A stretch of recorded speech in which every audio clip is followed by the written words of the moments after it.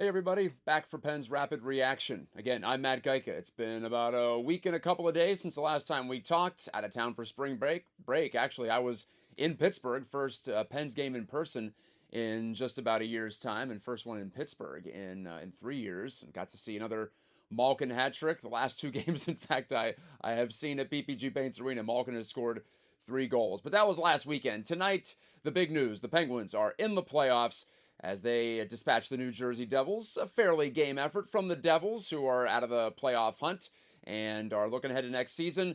But the Pens overcome, and they prevail, like I mentioned, on the road at Prudential Center in front of a healthy contingent of Penguins fans. Final score 5-2. The Pens keep pouring in the goals, even without the empty netter. They get 4 on the board against Jake Allen, who has vexed them in the past. He has stymied them in the past, indeed, including a game earlier this season they lost in a shootout in which Allen was spectacular, and Allen did well to keep the game close, but the Penguins end up pulling away, and a team that has scored now more than 4 goals per game since the Christmas break when they started to take off and go onward and upward on that trajectory that's brought them to this point.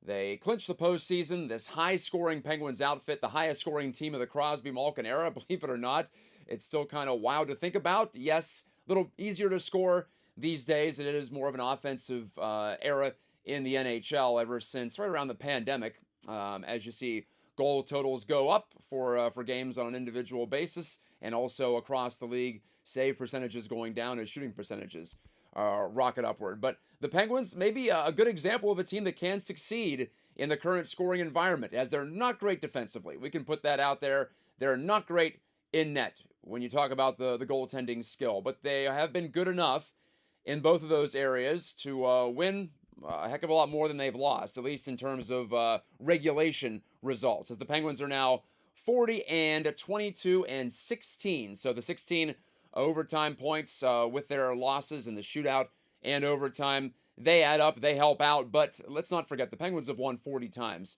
this year, and in almost every season in league history, 40 wins is going to get you pretty darn close to a playoff berth. Maybe not as much of a guarantee as it used to be, as we do see teams picking up, fewer regulation losses than ever before. And just in general, 40 wins doesn't guarantee anything. In fact, the Devils actually have 40 wins, but they have lost 35 times in regulation, where the Penguins have lost just 22 times in regulation. And I've been lauding that number, that regulation loss number, also the regulation win number, as the Penguins earn their 34th regulation win, and there are just, count them, 4 teams better than that in the Eastern Conference. In that category, the Sabres, who are winning again tonight, blanking the Blue Jackets as we speak.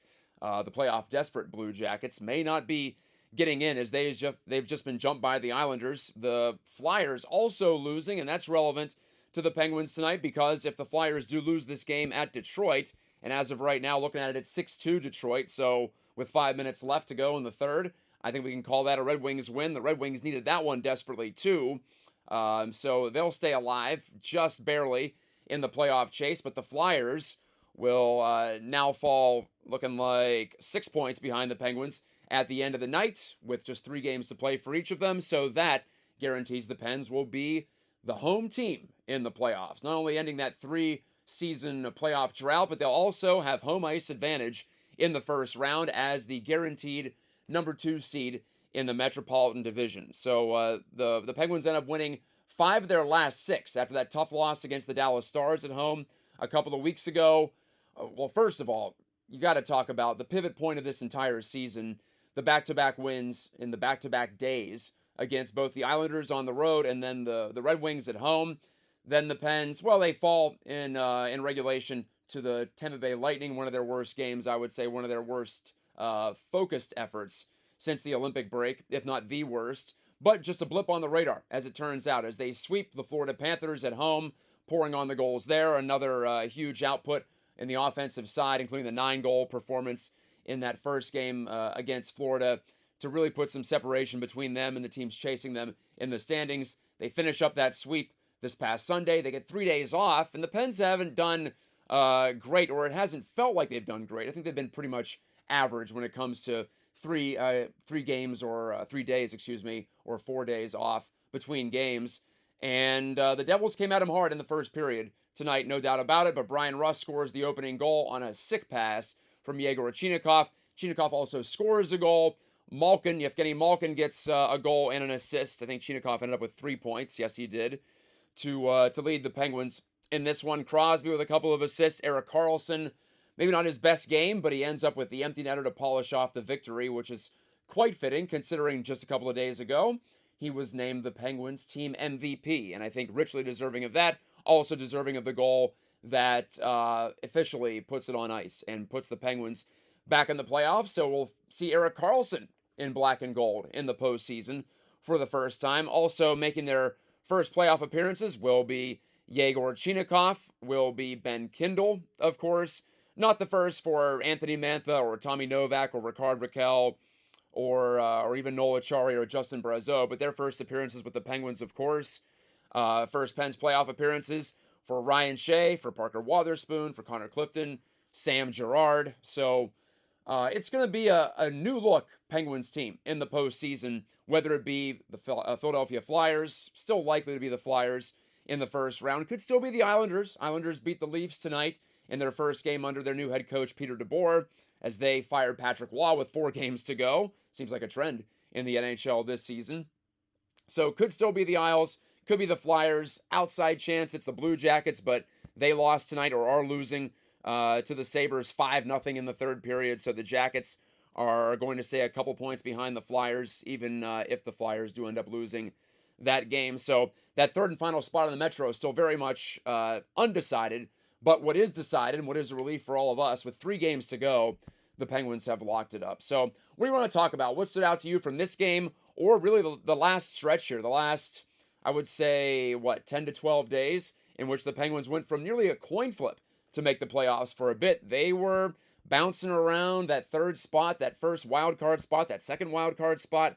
Even nothing was guaranteed at that point. But then, like I said, they put forth some of their best performances of the season late in this season. And it's been fun to watch. And it's been validating for those of us who thought this was a good team, thought this was a team fully capable of clinching a playoff spot before the final game of the season. And they do end up pulling it off. You go back to, in fact, the back-to-back losses against Carolina and Colorado, both at home on March the 22nd and the 24th. The Penguins dropped to 35, 20, and 16. They were behind the Islanders in the Metro standings. The Blue Jackets were breathing down their neck. And since then, they have rattled off 6 wins in 8 games. And like I said, 5 out of their last 6. And all of those last 5 in regulation. Let's also not forget that shootout win at Ottawa that ended the 2-game losing streak that I was just talking about. So, so many moments that stand out. Like I said, the 14 goals on the weekend against the Florida Panthers. That capped a burst for the Penguins in which they scored at a rate commensurate with some of the most potent teams in team history from back in the mid-1990s. The Penguins have not scored this many goals in 30 years, essentially, whether it be in a short burst or over the course of a long season. And they are, I believe, the 3rd highest scoring team on a goal-per-game basis this year. It's a full credit to the team that Kyle Dubas has built, to the team that Dan Muse and his coaching staff have crafted. And I've been debating over the last few days with myself, mainly, but who has cooked the most this season for the Penguins? Has it been Dan Muse, who is surely going to be a Jack Adams Award finalist, I would think, I would hope, or is it going to be Kyle Dubas, who gets the biggest accolades out of the non-player division of Penguins who deserve the most credit? So Dubas and Muse, 2 guys who have gotten the job done in a major way this season. The Penguins somehow squeeze another season of playoff contention. We'll see about cup contention, but at least playoff contention out of the Crosby, Malkin, Letang era. And I think I held on to hope longer than some did, which made the last 3 seasons pretty difficult to take, especially 2 seasons ago when they had basically an opportunity to win their way into the postseason, ended up losing to the Blackhawks, losing to the Blue Jackets the following game to stumble out of the postseason. They had the rally a couple of years ago as well after they traded Jake Gensel. That made it interesting, but they just couldn't quite get it over the line. And then last year, pretty much out of it for the entirety of the second half. And it felt like an end of an era. It felt like, well, where are they going to go from here? And where does Kyle Dubas I guess, try to maneuver this roster. And as it turns out, he buys low on a couple of guys like Anthony Mantha and Justin Brazeau, who really pan out. Parker Wotherspoon ends up being a fairly effective to very effective partner for Erik Karlsson. Erik Karlsson becomes the Erik Karlsson we saw before he came to Pittsburgh, and a lot of that probably has to do with the coaching style, the coaching approach of Dan Muse and company. So much there. Crosby continues to tick on with his point per game season streak now at 21. And Yevgeny Malkin not rises from the dead, but halts that downward trajectory he was on when you talk about production or even just how he looks on the ice. The guy looked fresher this year. He looked better physically, and it has translated. And then you look at the in-season trades. Yes, Stu Skinner still well below a .900 save percentage, although not quite as bad as that used to be. I think we all have to recalibrate our expectations for save percentage at least when it comes to net minors, also goals against average in this era of increased scoring. But Skinner, I think, at best is an average goalie, but he's a goalie who has experience, and I think he's a guy you can lean on as long as his black eye heals on him. And I think Stu Skinner was pretty solid tonight, just allowing the 2 goals. One on a breakaway to Paul Cotter, and the other to Jack Hughes on a friendly fire deflection off of Wotherspoon, it appeared. So 2 goals he didn't have much of a chance on. And I fully expect to see Stu Skinner in net for game 1 of the playoffs, regardless of who it's against. The Penguins have just 3 games left. Maybe give Skinner 1 more start, potentially even 2. I could see him going Saturday and then Tuesday at St. Louis in the season closer for the Pens. The Pens actually finished the season 2 days before a lot of teams do. The Stanley Cup playoffs set to start on Saturday, the 18th, and I fully expect the Pens to start on that Saturday because they're going to be finishing on Tuesday. And I don't think the league would keep them out of action for longer than 3 consecutive days. Although I guess if they want to tee up some particular matchup, whether that be the Flyers or the Islanders, or I guess still possible that the Capitals sneak in. The Caps did win last night at Toronto, so that one's not quite over as far as their battle to get into the playoffs to sneak in. They are 3 behind the Flyers, by the way, for the 3rd spot in the Metro and for the right to play the Penguins. So, really great to see this season pan out as it has. It's been rather incredible to watch, and so many opportunities for the Penguins to fall off. That's what's most impressed me this year. You have, of course, that stretch in late November. They get bombed at home by the Maple Leafs. They lose 5-0 to the Minnesota Wild. Then they push back in early December, but then in December they blow a couple of 4-goal leads even. Was it a 4-goal lead? I believe it was against the San Jose Sharks. It was a 3-goal lead against the Utah Mammoth back-to-back days. That's never happened in league history. A team squandering consecutive 3-goal leads in back-to-back days, and they did it. They lose both those games in overtime, so they still get points.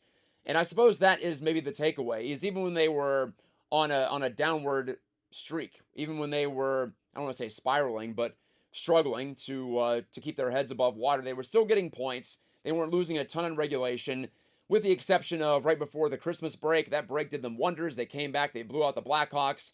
They swept the Red Wings in a home-and-home series. Right around the new year, they blew out the Hurricanes in that stretch too. So that's when I started to think, okay, maybe this team, even though they had shown they had good underlying numbers, they've controlled the expected goals share for the most part in their games throughout the entire season, mainly based on their offensive prowess than their defensive prowess, but still, they've been above water in that area. But they also, in the intangible spots, they have come through. They have punched back. Whatever sporting cliche you want to use there, I think it applies for the Penguins. If you're talking about toughness and grit, they go into the Olympic break on a bit of a streak. They come back from the Olympic break with a 17-game march staring them in the face. They end up above 500, or at least above NHL 500 in that March, and then they burst through into April, just the one loss since the calendar page turned, and here they are, and here we are talking about a Penguins team going back to the Stanley Cup playoffs with a 39-year-old Yevgeny Malkin, a 38-year-old Sidney Crosby. I believe Letang is 37, Erik Karlsson in his mid-30s. So I know the Devils broadcast tonight. I was checking out part of their telecast on MSG in the first period, as I often do, just to see what the other broadcast teams are saying about the Penguins, what folks around the league are saying about your team. I think that's instructive from time to time. And they were saying it's amazing how they've gone from old and slow to young and fast. I wouldn't put it that way. If you look at the NHL Edge statistics, the Penguins are still one of the slowest teams in the league, although having Yegor Chinakhov, having Ben Kindle certainly help out. And I didn't even mention those two guys when I was going over what changed from last year. Ben Kindle, of course, looking like a steal of a draft pick, more toward the middle of the first round than toward the top, but he's playing more like a top of the first round pick, at least as an 18-year-old. Still won't be 19 until the Cup playoffs kick off in a little bit more than a week's time. And Yegor Chinakhov, talk about a pilfery by Kyle Dubas, just a draft pick, a mid-round draft pick, a third-round draft pick, and Danton Heinen to the Jackets for a guy who looks like he could be a star and might even be a star right now as we speak. How about that pass to Brian Rust as Chinakhov comes right down the slot in the first period? I'm not even sure he gave Rust that much of a look, but he whipped it across to him, and Rust knew that Allen had no prayer of getting over if he just shot it quickly, and Rust polished it off. That gave the Penguins a steadying influence as the Devils were firing away. They were jailbreaking all night. The Devils have nothing to play for outside of padding their stats at this point and playing for pride. And while they were certainly trying to push the pace, they were trying to get bodies behind the Penguins' defense. They did successfully several times. Didn't really pan out into too many odd man rushes, but even in the third period, they got a couple before the Penguins broke those up.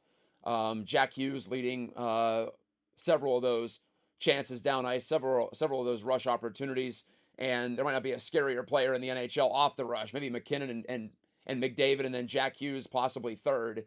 And the Penguins, I think, defended pretty well in those semi-emergency situations. But still, the Devils were in a position to play loose and fancy-free, and they did. And that can be a dangerous spot. But the Penguins handled that well, like I said. And I thought a pretty good third period. Malkin caps it off with the insurance goal. Not caps it off, but certainly gave the Penguins plenty of breathing room and a chance to exhale a bit and not have to grip the sticks too tight down the stretch. And like I said, Karlsson firing in the 170-foot empty netter right down the middle, and the Penguins could just relax for the final couple of minutes as they end up putting away the New Jersey Devils. Sidney Crosby, a couple of assists. He was active tonight. That top line with Chinakhov. I mentioned Chinakhov with a couple of points. And is that the line we're going to see in the playoffs? It's starting to look like it because it'd be pretty late to try to change things up, at least intentionally, without injury, knock on wood. I think this is wood, laminated wood surface I've got down here in the impromptu YouTube studio. But Chinakhov, Rust, and Crosby could be fine. I like what I'm seeing out of Novak, Raquel, and Malkin, and I think Brazeau and Mantha flanking Kindle has worked all season long. I guess we'll see if and when Blake Lizotte comes back. There's been some talk about Tommy Novak going out of the lineup. I'm not sure I'd see that. Novak finally scored tonight, breaking a 13-game goal drought since that key goal in overtime against the Bruins in that comeback win, you might recall a few weeks back. Novak had not scored since then, but Novak, for me, drives play. He makes so many plays around the blue lines, especially the offensive blue line. Helps whatever line he's on set up shop in the attacking zone. Might not be a big scorer. He's a little small, obviously, and I think when he's playing with guys like Malkin, he looks even smaller. Playing with guys like Mantha and Brazeau, sometimes he looks tiny. But I think he plays bigger than his physical size, and I think he's got some poise on him. And I don't want to take Novak out of the lineup, so if Lizotte comes back and he's healthy, I guess you got to send Soderblom to the press box, even though he has been good. Another trade addition for the Penguins this year, and maybe not quite as good or effective tonight as he was in the two-game series against the Florida Panthers. I was there in person in that Saturday game, and he pops at you.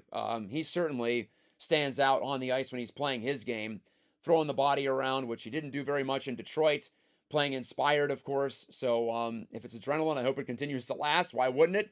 As he's on the verge of a playoff appearance, to be his first playoff appearance as well. Didn't mention him earlier when I was going over the guys who'd be making their playoff debuts. So that's one thing to keep in mind. There are some newbies, some newcomers, and some guys who are going to have to learn about the postseason when the postseason starts. And they'll get all the tips they can get from the veterans. Really, though, there's going to be some jitters, some nerves from Crosby, Malkin, Letang, Karlsson, I bet, too. They haven't been in the postseason since at least 2022 in the case of the Penguins' big three. And for Carlson, might be even further back than that. In fact, I'm sure it is because the Sharks didn't make the playoffs when he had that 100-point season for them, which was the final season before he came to Pittsburgh. And then you've got Stu Skinner, possibly Artur Shilov seeing some action in the playoffs. We'll see about Sergei Murashov. For me, it's got to be Skinner in game one, and then you go from there. Not like Stu Skinner hasn't been pulled from the net in previous playoff runs, but you hope that wouldn't be the case. You'd hope he'd provide some stability back there because the Penguins are not a great defensive team. They're just not going to be that shutdown team. What they can do is keep the puck. They can play in the offensive zone. They can transition well from their own zone through the neutral zone, and that's such a huge part of today's game. So pretty confident that they can control games, at least in the first round against whoever they face. Now, if they get through the first round for the first time in 8 years, we'll worry about the second round at that point. If it's the Carolina Hurricanes in the second round of the Metro Division playoffs, don't love their chances to control play against them, but they would have the counterpunching ability, and they have hung with the Hurricanes in 3 out of the 4 matchups this year. A couple of OT/shootout losses on the road, and of course that big win at home right around the new year, in which they announced their presence with authority against the Hurricanes team that might not have been quite ready for him that night. Of course, the Canes punched back a couple of weeks ago at PPG Paints. That's all in the future. Stuff we can worry about later. I want tonight to be first and foremost about a celebration of what the Penguins have done. Let's see. We've got a comment here that says maybe Connor Dewar comes out of the lineup. By the way, Dewar was out of the lineup tonight due to an injury, lower body injury, so keep an eye on that. Avery Hayes was in his place on the fourth line. So if you didn't see Connor Dewar, that was why. Yeah, I could see Dewar perhaps sitting, but he's been so good, especially shorthanded this year, that it would be a challenge for me to sit a guy in Dewar who brings the energy, who brings the effort, who has a veteran presence about him too, maybe more so than Soderblom. So perhaps Dewar, though, is the first guy onto the bench if Blake Lizotte comes back. Because speaking of guys who've been key on the penalty kill, and the penalty kill for the Penguins has been more average than above average as of late. Although on the season they're still in the top 5 or somewhere around there. Last I checked, when you talk about success rate on the penalty kill. So there's that. It's nice to be worrying about fourth line stuff though for the Penguins. I was looking at, for instance, a team like the Red Wings, 10 years into their rebuild plan under their GM Steve Yzerman, likely to miss the playoffs again this year, although looking at it right now, they did pick up the victory, so the Wings are at, what are they, at 91 points now, it looks like, and so, well, they're threatening here. They're 3 behind Ottawa for the second wild card spot. The problem for them is they can't get into the Metro mix here. They'd love to change divisions at the moment, but getting back to my point, the Red Wings have been rebuilding for 10 years, and the Penguins have a much deeper forward core than they do. And the Pens have been quasi-rebuilding for about 2 years. So where the Penguins are at right now, it feels like found money as far as their offensive firepower. And I think they'll go as far as their goal scoring and chance creating ability takes them in the playoffs. As for right now, they've got what could be an emotional home-and-home against the Washington Capitals coming up this weekend. First game of that set will be Saturday. So they'll have a day off before they get back at it, and it'll be a home game against the Capitals at 3 o'clock, then a road game at Washington. Could be the final time that Crosby, Malkin, and Letang play against Alex Ovechkin. Ovechkin has not announced his plans for retirement or otherwise, so could very well be. Ovechkin at 40 years old has the goal-scoring record from Wayne Gretzky, of course, won it last year. Quieter year for the Capitals, and we can talk about the Caps this weekend on a different rapid reaction, but that's what we're looking forward to. And then Tuesday at St. Louis. So the Penguins officially have clinched the playoffs, and on top of that, they've clinched home ice. So that's all that they can lock up. They can't, of course, win the division, so they can play around with these final 3 games. They can maybe try a couple of things with the fourth line if they want to. Here's an opportunity for Dan Muse to rest some guys too. I don't know if you rest them against the Capitals for both games, but maybe one game each for Crosby and Malkin. Maybe the St. Louis game on the following Tuesday is a chance to sit some guys. But Also, do you want the Penguins' older guys, especially Crosby, who tends to take some time to get his rhythm back and feels like he is just getting it back now after returning from that injury, the second injury that he sustained against Ottawa, and also, I'm sure, feeling the after effects of the first longer injury that he sustained in the Olympics? Do you want to risk having him, having Malkin, having Letang, guys like that, older guys, sit out for 5 or 6 days before the playoffs start? I'm not sure you want to do that either. So it could be an opportunity this weekend, in fact, to get some rest for the older guys. So there's that coming up. We can worry about that later, though. It's nice to say the Pens are back in the playoffs. They have done it again, and for the 17th time after the 16 straight playoff appearances from 2007 to 2022, 3 out of the playoffs, back in the playoffs, and the Penguins now hold the edge among all NHL teams. Since the first time they made the playoffs under Crosby and Malkin, they have made the playoffs the most out of all the teams in the NHL. So that'll be 17, one more than the Caps, I think 2 more than the Bruins, but the Bruins are about to lock up a playoff spot and make that 16. But either way you slice it, the Penguins, the team of the salary cap era, and they could still do some damage. I really think they could in the postseason. Might need some matchups to go their way after the first round, but they're looking as good as they have looked since 2018 to win the first round, when they did end up sending the Flyers home in 6 games in that one, as they were pushing for the three-peat, ended up getting knocked out by the Capitals in the second round. And then, of course, the Caps went on to win the Stanley Cup. But it's been a long time since the Pens won a playoff round. So after they celebrate this, and I'm sure they are tonight, they can look ahead to checking another item off their to-do list for 2025-26.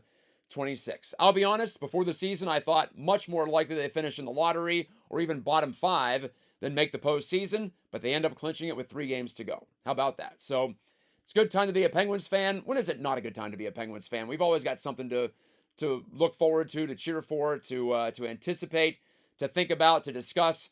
Again, I say the most interesting franchise in North American professional sports. I think the Penguins are right up there with anybody. Hope you agree. And if you are watching this show, you probably do agree. Like, subscribe, and sign up for those notifications so you know when I'm going live. I'll have at least one show this weekend for the home and home against the Caps, and also hoping to broadcast after the regular season finale at St. Louis. So that's what's ahead, as I'm back here in Michigan after a lovely spring break. Part of it spent in Pittsburgh. It was so awesome to bring my kids to the game.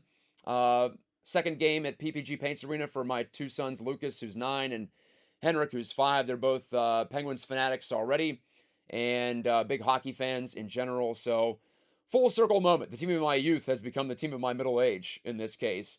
And it's just what makes sports great, right? You get to pass it on down to the next generation. Our little nephew Beckett as well, my brother's 3-year-old son. He's going wild for every Penguins goal. And there were a lot of goals for the Penguins. They scored 9 that day. That's how you make a lifelong fan. I'll say that much. And I think back to my childhood in the late 90s, watching those entertaining, exciting Penguins teams led by Jaromir Jagr, and then eventually Lemieux came back, got to see him before he retired. So just so blessed and so fortunate, and it continues on. So appreciate that, but stay hungry. And I know the Penguins will, because they've been writing their own story all year, as Kyle Dubas has said multiple times over the course of the season. So talk to you this weekend for more Pens Rapid Reaction. The Pittsburgh Penguins are back in the Stanley Cup playoffs.